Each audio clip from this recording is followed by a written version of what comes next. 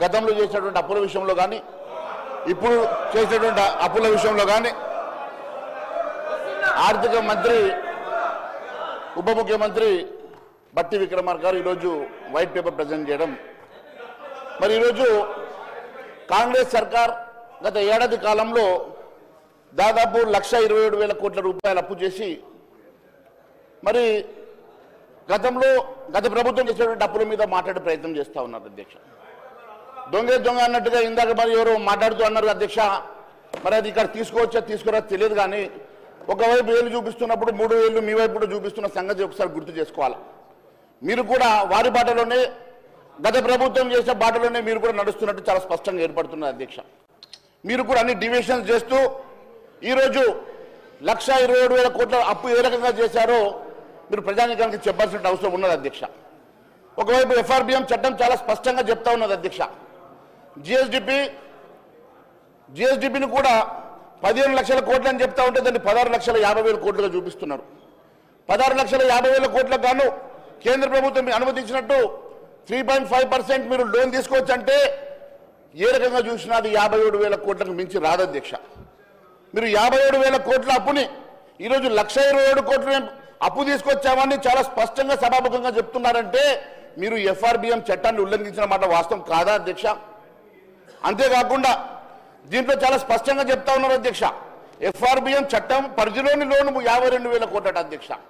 దాన్ని నిన్న మొన్న తీసుకున్న 3-4 కోట్లు కలుపుకుంటే అది 55,000 కోట్లు దాటుతుంది అధ్యక్ష. ఎఫ్ఆర్బిఎం పరిధిలో లేనటువంటి అప్పులట అధ్యక్ష, అవి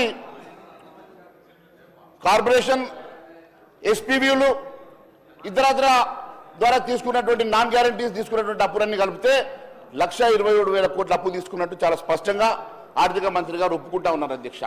మరి ఈ రకంగా ఎఫ్ఆర్బిఎం చట్టాన్ని ఉల్లంఘించి గత ప్రభుత్వం చేసిన విధంగా మేము కూడా చేస్తాం, మేము కూడా అప్పులు తీసుకొస్తాం, ఇష్టానుసారంగా ఈ రాష్ట్రంలో అప్పుల కుప్పగా మారుస్తామని చెప్పి ఈ రాష్ట్ర ప్రభుత్వం తీసుకున్నటువంటి నిర్ణయాలు ప్రజా వ్యతిరేక నిర్ణయాలు కావాలని అడుగుతా ఉన్నాం అధ్యక్ష.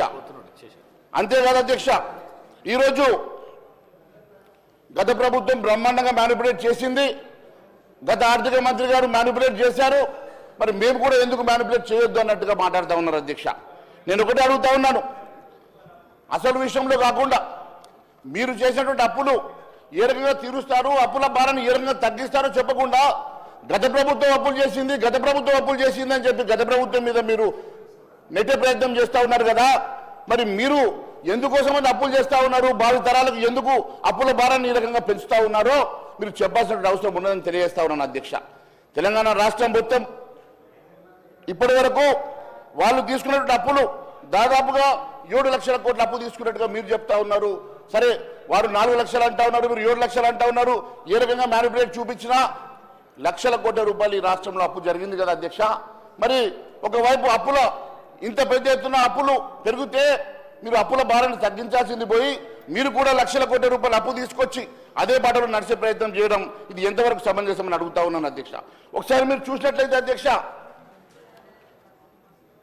2004 నుంచి 2014 వరకు కేంద్ర ప్రభుత్వం, since Sri Narendra Modi's government came into power, the tax devolution has increased from 32% to 42%, resulting in a total sum of 1.60 lakh crores being allocated to Telangana, wherein 2004 to 14 అధ్యక్ష కాంగ్రెస్ హయాంలో కేవలం 45,000 కోట్లు మాత్రమే వచ్చింది అధ్యక్ష.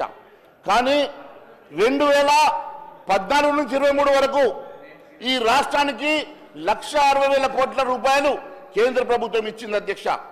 అంతేకాకుండా అడిషనల్ గా సెంట్రల్ మినిస్ట్రీస్ ద్వారా 5,29,000 కోట్లు, జిఎస్టీ కంపెన్సేషన్ 15,329 కోట్లు, ఎంపీ ల్యాడ్ ద్వారా 1,000 కోట్లు, బ్యాక్వర్డ్ ఏరియా డెవలప్మెంట్ కోసం 2,250 కోట్ల అధ్యక్ష.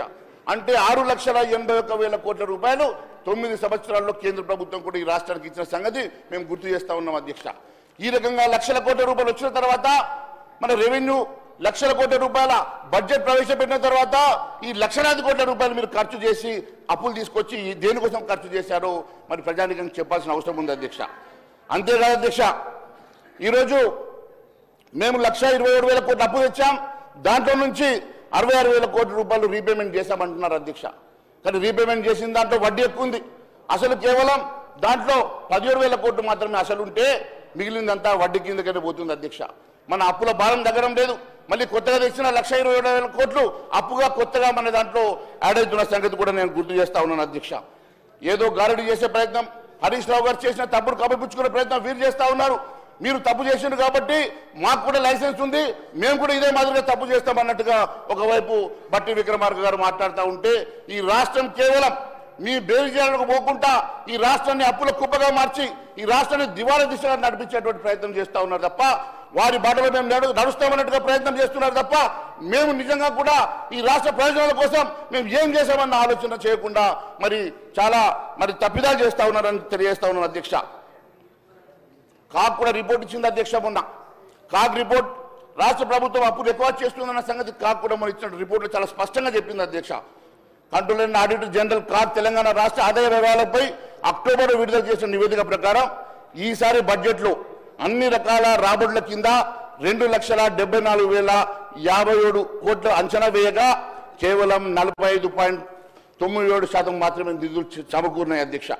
ఇందులో రెవెన్యూ రాబడులు 2,21,242 కోట్లు అంచనా వేయగా కేవలం 90,844 కోట్లు మాత్రమే, మూలధనం రాబడులు 52,815 కోట్లు అంచనా వేయగా 35,145 కోట్లు మాత్రమే సమకూరినాయి.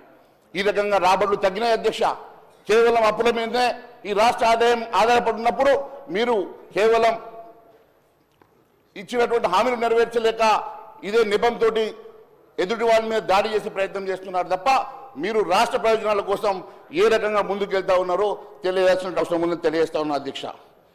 అదే కాదు అధ్యక్ష, the Deputy Chief Minister of Telangana, Mr. Batti Vikramarka Malluji, has presented the budget for the state of financial year 24-25 on July 25th for rupees 2,91,159 crores. The gross state domestic product of Telangana 24-25 at current price is estimated as 16.5 lakhs. As it is only 15 lakh crores, but they have estimated as 16.5 lakh crores. An increase of about 12.5% over 23-24. Deficit debt and FRBM target for 24-25. The Telangana Fiscal Responsibility and the Budget Management Act 2005 provides annual target to progressively reduce the outstanding liabilities. Kani, revenue deficit and fiscal deficit of the state government. The fiscal deficit, it is the excess of total expenditure over the total receipts. This gap is filled by borrowing by the government through only loans, Adhyaksha. This increase of loan liabilities ki perige ఆస్కారం ఉన్నదని చాలా స్పష్టంగా తెలియజేస్తా ఉన్నాను అధ్యక్ష. నేను ఒకటే అడగదలుచుకున్నాను అధ్యక్ష.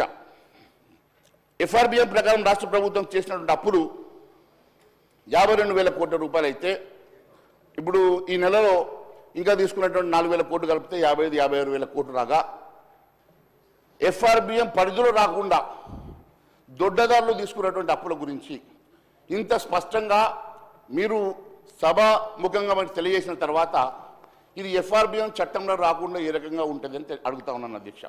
ఖచ్చితంగా ఒక సర్క్యులర్ వచ్చింది అధ్యక్ష సెంట్రల్ గవర్నమెంట్ నుంచి, ఫైనాన్షియల్ డిపార్ట్మెంట్ నుంచి, ఎనీ లోన్ ఏ లోన్ అయినా సరే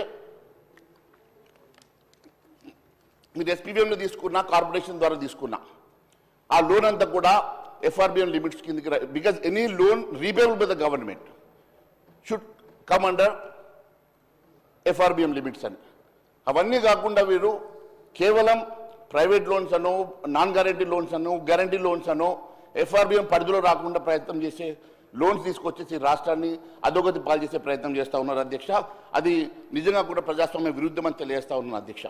అన్నిటికన్నా ముఖ్యమైనటువంటి అంశము అధ్యక్ష, ఈరోజు దాదాపు 400 ఎకరాల భూమి అధ్యక్ష, 400 ఎకరాల భూమిని ఈరోజు ప్రైవేట్ సంస్థలకి ఈరోజు తాకట్టు పెట్టి దాని ద్వారా 20,000 కోట్ల రూపాయలు అప్పు తీసుకొచ్చే ప్రయత్నం ఈ ప్రభుత్వం అయితే చేస్తూ ఉన్నది అధ్యక్ష. ఇది